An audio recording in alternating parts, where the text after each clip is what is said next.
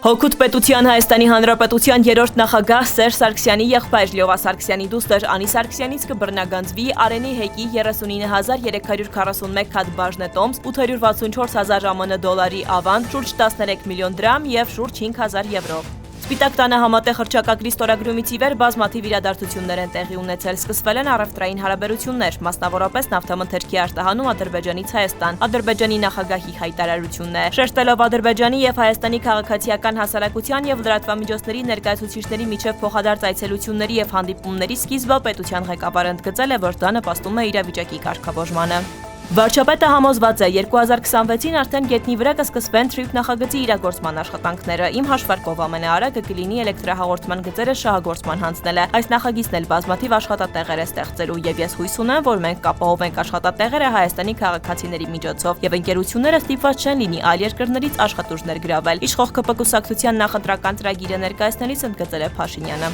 ՀԾԿ-ն ընդունեց հեցի նոր բաժանորդ դառնալու սակագները ֆիզիկական եւ իրավաբանական անձանց համար մինչեւ 40%-ով նվազեցնելու, իսկ էլեկտրաէներգիայի հզորությունների ավելացման կամ նոր հզորությունների միացման վճարները մինչեւ 55%-ով նվազեցնելու որոշումը։ Հեցի ժամանակավոր կառավարիչ Ռոմանոս Պետրոսյանի Facebook-յան գրառումն է։ Որոշումը ուժի մեջ կմտնի այն հրապարակելու հաջորդ օրը, ենթադրաբար վաղը։